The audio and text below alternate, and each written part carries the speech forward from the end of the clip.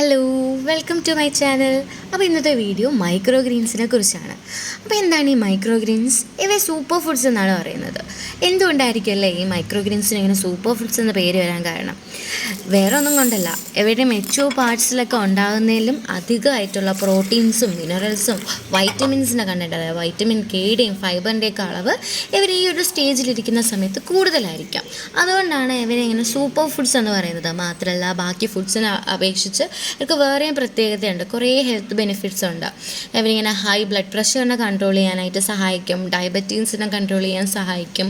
അങ്ങനെ ഒരുപാട് health benefits ഒക്കെ ഉള്ളതുകൊണ്ട് കൂടിയാണ് ഇവ ഇങ്ങനെ സൂപ്പർ ഫുഡ്സ് എന്ന് പറയുന്നത്. നമുക്ക് വളരെ എളുപ്പത്തിലും കുറഞ്ഞ ചിലവുകളിലും വീടുകളിൽ പൊടിപ്പിച്ചെടുക്കുകയും ചെയ്യാം, നമുക്ക് ഉപയോഗിക്കുകയും ചെയ്യാം.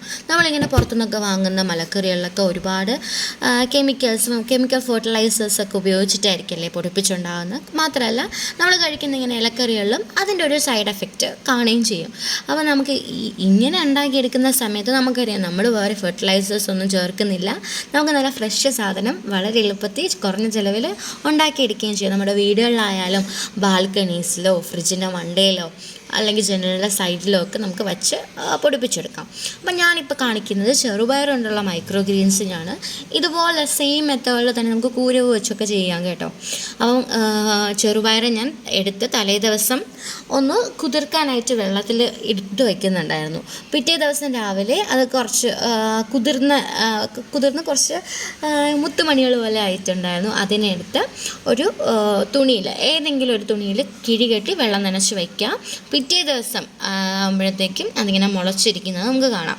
എന്നിട്ട് വേറെ നമുക്ക് ഇഷ്ടമുള്ള ഏതൊരു പാത്രത്തിലോ ടിന്നിലോ എന്തിൽ വേണമെങ്കിലും വയ്ക്കാവുന്നതാണ്. കണ്ടോ, ഞാൻ ഇതുപോലെ നേരത്തെ ചെയ്തിട്ടുള്ളതായിരുന്നു. ഇപ്പോൾ ഞാൻ അരിയൊക്കെ വാർക്കുന്ന ഒരു ഓട്ടയുള്ള പാത്രമാണ്, പൊത്തലുള്ള പാത്രമായിരുന്നു എടുത്തിരുന്നത്.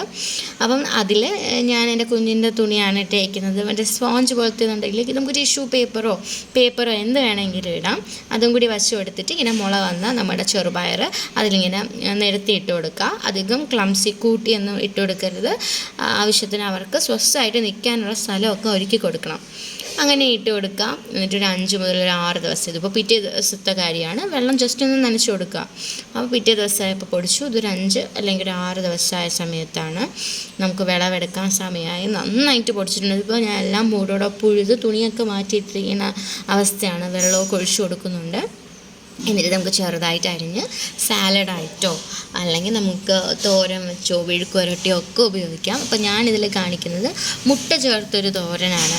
ജസ്റ്റ് കുറച്ച് എണ്ണ ഒഴിച്ച് കടുവറുത്ത് അതിലേക്ക് നമ്മുടെ മൈക്രോ ഗ്രീൻസ് ഇട്ട് ആവശ്യത്തിന് ഉപ്പും ഇട്ട് ഒരു മുട്ടയും കൂടെ വീഴ്ത്തി ജസ്റ്റ് ഒന്ന് തോരൻ പോലെ ആക്കിയെടുക്കുകയാണ്. നല്ല ടേസ്റ്റിയാണ്. കുട്ടികൾക്കൊക്കെ എന്തായാലും ഇഷ്ടപ്പെടും. സോൾഡ് സ്റ്റാർട്ട് ചെയ്ത കുട്ടികൾക്കൊക്കെ വെജിറ്റബിൾസൊക്കെ ഉണ്ടാക്കി കൊടുക്കുന്ന കൂട്ടത്തിൽ ഇതൊക്കെ ആഡ് ചെയ്ത് നമുക്ക് കൊടുക്കാവുന്നതാണ്. അവർക്ക് ഒരു സൈഡ് എഫക്ട്സ് ഒന്നുമില്ല. നല്ല നമുക്ക് എന്നും ഇതുപോലെ ചെയ്ത് നമുക്ക് എന്നും നല്ല പച്ചയില അല്ലെങ്കിൽ പച്ചക്കറികൾ കഴിക്കാവുന്നതാണ്. അപ്പോൾ എല്ലാവരും ഇതൊന്ന് ട്രൈ ചെയ്ത് നോക്കുക. എന്നിട്ട് അഭിപ്രായങ്ങൾ പറയുക. Thank you for watching.